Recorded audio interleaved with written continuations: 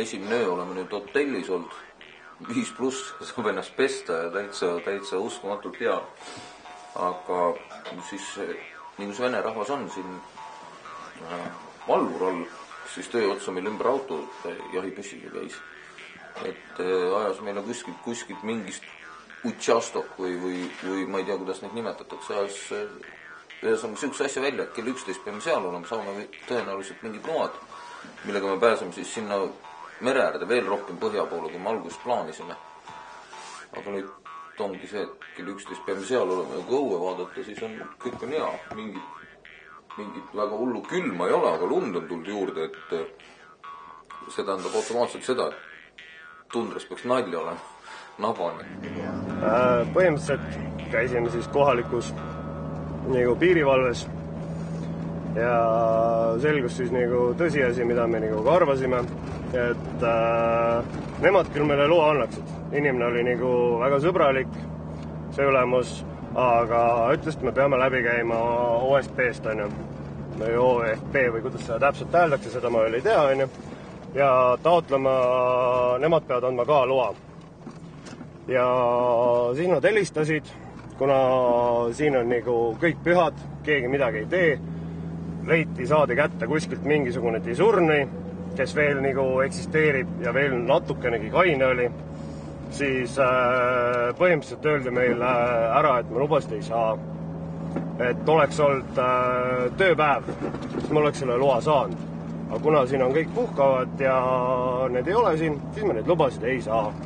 Ja nüüd ongi niimoodi, et nüüd lähme linna, nii kaua kui me oleme valget aega, vaatame kõik ära, mis meil vaadata on, ilusad vaatamiskohad, teeme paar pilti, täiendame oma toiduvarusid ja asume uuesti teele ja siis on iga valida, kas Vorkuta või Mesen. Meseniga on muidugi see lugu, et Meseni load on meil olemas, aga need load ise on Arkhangelskis ja praeguse seisuga on meil plaan selline, et me jätame ikkagi vahele Arkhangelski ja paneme otse Meseni ja kui me püütakse kinni, siis me lihtsalt ütleme, et suur püha on ja keegi ei andnud meile lube kätte, et kui nad tahavad, siis helistagu ja kontrolligu ja siis nad saavad helistada ja kontrollida, et meil load olemas on, et me sellega ei hakka aega kulutama, et me sinna Arkhangelskisse uuesti sõitma hakkame. Aga praegu siit Narjan Marrist ei olegi suurt midagi muud teha, kui panna lihtsalt tuldud teed tagasi, ilge suur tiir ja siis vaatame, kuhu me õhtuks välja jõuame, kuhu me laagrisse jääme. Praegusel hetkel hakkab kell saama 3 ja sellises pimedas lumesajus me nüüd sinna Simniku peale tagasi tuskimegi. Kuule, need ongi selle Jossi kätte saanud, siis näed, seda võetakse lohinas järgi või?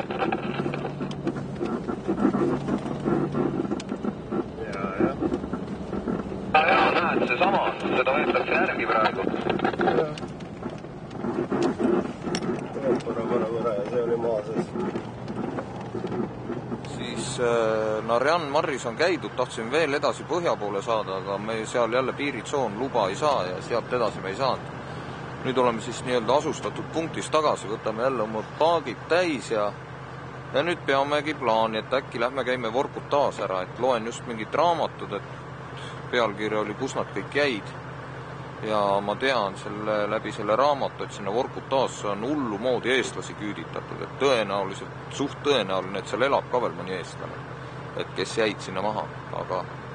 Aga jah, praegu süke plaan, et minna sinna Vorkutasse. 4. jaanuari õhtul, kell on 9:30 ja me oleme võtnud nüüd suuna 600 kilomeetri kaugusele asuva Vorkuta suunas ja vaatame, kuhu maani me välja jõuame sõita. Praegu ikkagi põhimõtteliselt sõidame siin tundras. Üks huvitav asi on siin põhja pool Venemaad, et me oleme siiamaani näinud ainult ühte põhjapõtra, kes hetk tagasi üle tee lontis ja peale selle ühe ainsa põhjapõdra oleme näinud veel 2 metskitse märki, aga kogu lugu, sellega lõpevad kõik loomad ära. Ainukesed loomad, kes ringi jooksevad, on koerad ja nendel on kõigil jooksuaeg ja siis on mõned üksikud linnud, aga kuidagi väga vaene on see loomastik siin. Võib-olla see on seotud nende lõputute naftajaamadega, mis siin seda territooriumit täidavad, aga mine tea, võib-olla meil veel õnnestub kedagi kohata. 4. jaanuar sai tegelikult läbi, sest kell on praegu 12 läbi ja 7 minutit, käes on 5. jaanuar ja me nüüd otsime endale ööbimiskoha, enne kui me uuesti sinna sellele ümber soo ringile sööstame, et siis teeme hommikul seda puhand pea ja täissöönud kehaga. Ja niimoodi ta lähebki. Praeguse hetkeks oleme kokku sõitnud umbes 3800 kilomeetrit ja vot nii ta lähebki. Sõidad ühte kohta ja siis selgub, et sealt kaudu tegelikult ei saagi. Siis sõidad teise kohta ja selgub, et sealt ka nagu ei saa ja jääbki alles see kõige halvem variant, mida mööda sa juba sellesse olemasolevasse kohta sattusid ja vot selline see automatkamine on, aga tuleb minna sealt, kus minna saab ja sealt, kus minna võib. Hea tööd!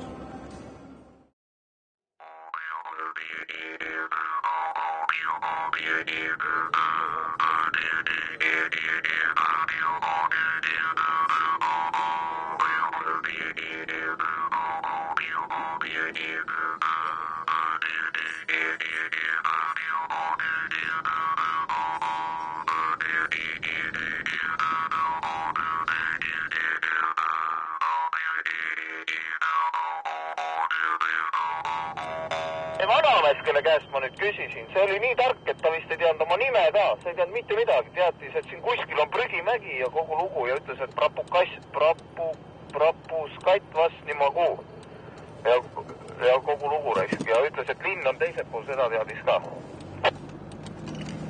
Nad ütlesid, siit saab intasse, paned, tuleb risttee, kuhugi keerata ei saa, keerata vasakule, siis pidi kuskilt tulema õudne krutoi tõus, ütles, et kuidas te sealt üles saate, aga me lähme seda vaatama kohe. Väga hullemalt kedagi.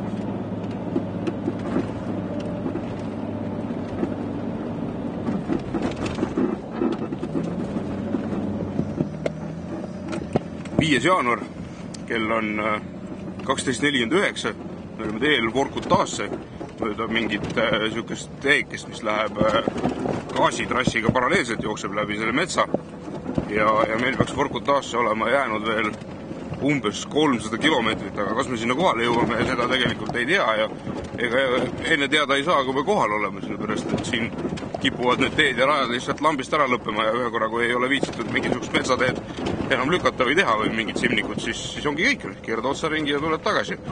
Aga praegu sujub hästi ja raputab meid koletal kombel, aga siuksed need teed on. Et vanad ütlesid, et Tintani läheb küll tee, et andke minna, aga nagu on, nad ei tea, keegi ei tea edasi, ei tea midagi, et eks siis sealt Tintast uurime. Aga vaata, siin on see sama traktor, ma YouTube'ist nägin videos, mis neid torusi paneb maasse, see ju oli kuskil küllili, tõsteti püsti ja see on siuke mägi. Pani mäest kehvet alla. Pani alla ja uuesti vist, ma ei tea, eks tal oli raieluba kaasas, kui pani metsa. Aga siuke tehnika keset metsa, et täitsa lõppres, ehitavad, panevad oma trassi ja mingi ühivad ja teevad. Aga lähme proovime, praegu on veel valget aega, kasutame ära. Ja vaatame kuskil, teeme mingi supi äkki kiiret ja edasi. Vaatame. Tegelikult tuleb sa enda supid ka ära teha, ei viiksi kõrva. Üks valgusit üritada kuredi kohale jõudale. Valgus on parem sõitame. Jee, davai, aga lähme. Davai.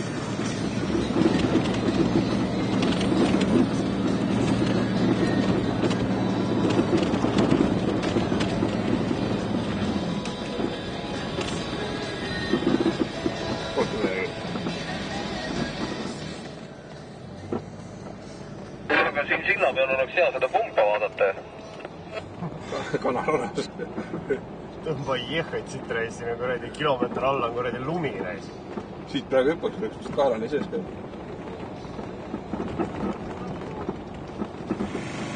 Бля, еще говорят, байкеры больные люди, нахуй.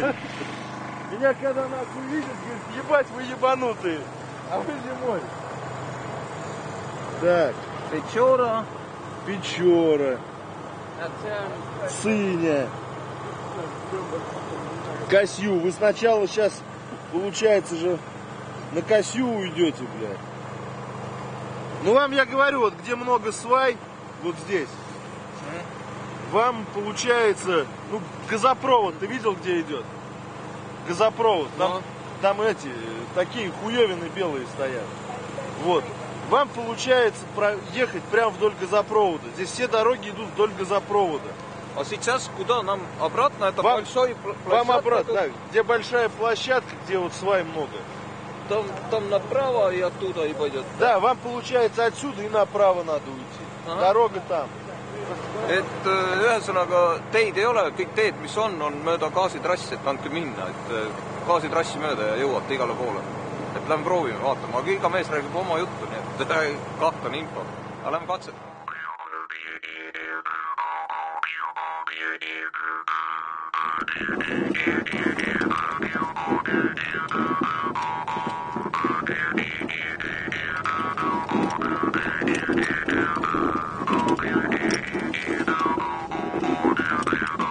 Praegu on vist tunne, et mingisuguse tee otsa me leidsime, mis peaks meid kuhugi viima. Päris täpselt asukohta me ei oska öelda, kuhu ta meid viib, aga me proovime. Äkki meil õnnestub kuhugile sõita. Ja kui ei õnnestu, siis jääme seisma, jääme laagrisse ja siis vaatame edasi, mis saab. See, kes meil selle tee otsa nagu praegu sinna selle lumeautoga sõitis, see on eelmine aasta käis Vorkutas. Aga nad käisid mingisugust suvel ja karkatitsatega vist. Et nemad käisid suvel seal. Ja teadis ka, et ta arvas, et see peaks viima sealt, onju. Aga see ütles, et see on nüüd vana tee ots, onju. See, kus me alguses üritasime, kus me üle nende puud oleks nüüd sõitnud, see peab kuidagi tulema siia peale välja. Nagu siit näha on, jõudsime torude keevitamise koha peale. Ja kuna see aparaat praegu keevitab neid torusid ja ta teeb seda veel vähemalt 1,5 tundi, siis ei ole võimalik meil liikuda, et tehti meile 1,5 tunnine puhkepaus. Et siis lähevad kopad, liiguvad eest ära teise koha peale keevitama ja siis saab nagu edasi liikuda. Aga muidu tee on õige ja me liigume oma eesmärgi poole.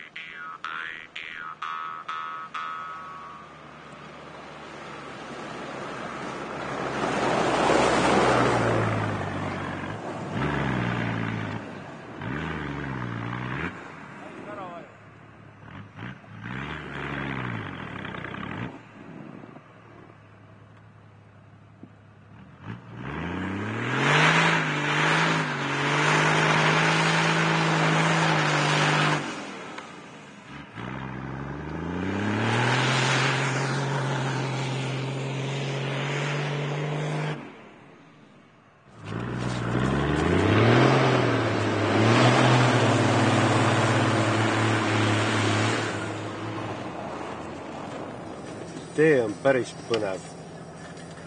Tundub, et see on suht alles tehtud simnik.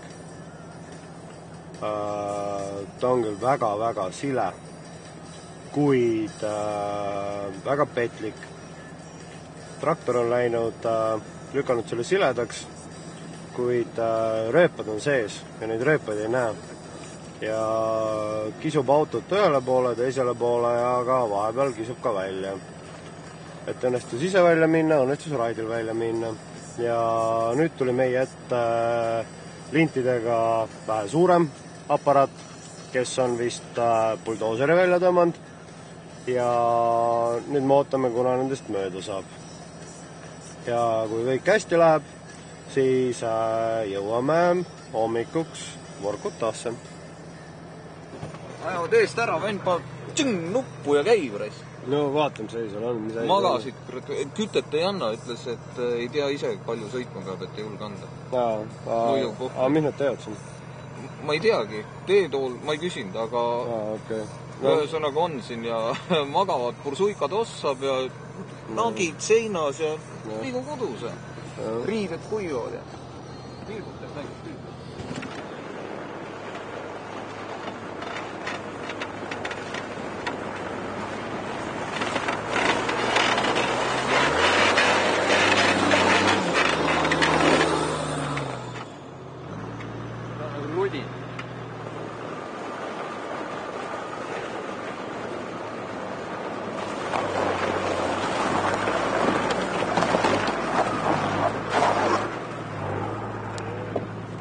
Ma arvan, et hommikul on see tee tunduvalt parem, Jumala ära jäätanud. Ja sealt on Uraalit sõitnud ka, seal on baas. Ta ütles, et küsida sealt kütet, kui teil vaja on, et ta ei julge anda, et ainult sealt on seal. Tavai. 5. jaanuar on vaikselt tiksunud jälle 6. jaanuariks, kell on 12:30 öösel. Me oleme tänase päevaga läbi sõitnud 477 kilomeetrit, seda siis praeguse hetkeks ja tõenäoliselt sõidame kuni 10 kilomeetrit veel, et siis otsime endale laagrikoha ja jääme ööseks, et hommikul jätkata. Ja hommikuks on veel põhimõtteliselt jäänud sõita erinevatel andmetel, kuskil 200 kilomeetrit, aga see, mida keps näitab või see, mida kaardi peal kokku annab arutada, seda tegelikult ei tasu päris tõena mõelda, sellepärast et see kipub sama palju kui umbes varieeruma, et need teed on siin täpselt siuksed, nagu nad on, et hetk tagasi just läbisime minu meelest selle teekonna ühe kõige õudsama raja, kus kogu aeg autod kippusid kraavi ära vajuma ja nüüd oleme õnneks saanud siit suure soo vahelt vähe sellise kõrgema pinnase peale, kus isegi mõned puud kasvavad ja siin on tee ka natukene parem, et ega muud ei olegi. Vaatame, mida homne päev teeb ja ilmaga on ka veits paremaks läinud ja praegusel hetkel on väljas vist mingi 18 kraadi sooja. Aga öö ootab ees. Vaatame, mis homme teeb.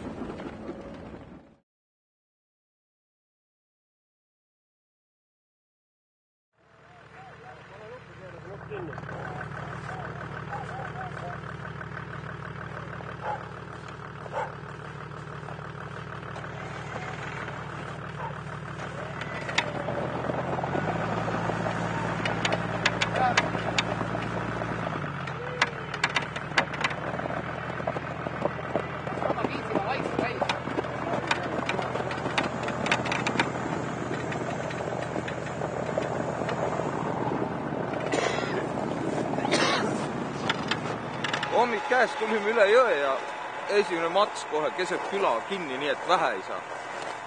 Uraani rajadist ainult, et nii kui mööda läksime, nii siia me jäime. Aga kohe saame välja äkki.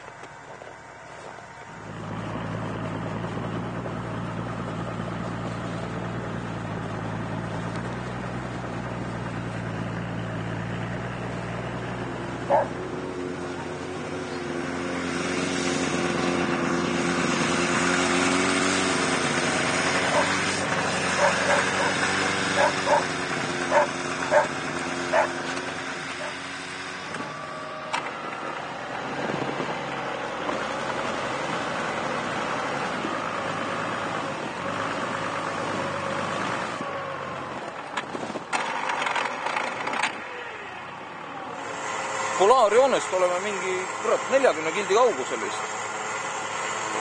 Ja hakkas pull pihta, et lund hakkas sadama ja nii edasi, et läheb ägedaks rest. Aga katsume kohe tee leida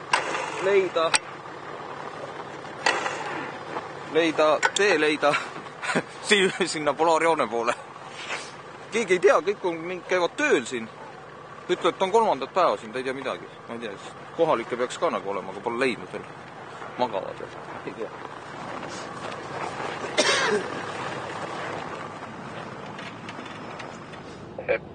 Jama on see asi, et siit on Puranik kunagi mingi suurega on ka sõidetud, aga me jääme siia kuskile lihtsalt kinni ja ongi kõik.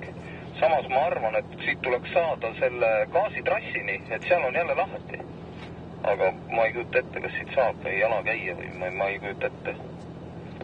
Ma arvan, et need, kes seal jõe peal nühivad, et need ei tea sellest midagi. Saaks siin üks kopp töötas, selle käest võiks küsida.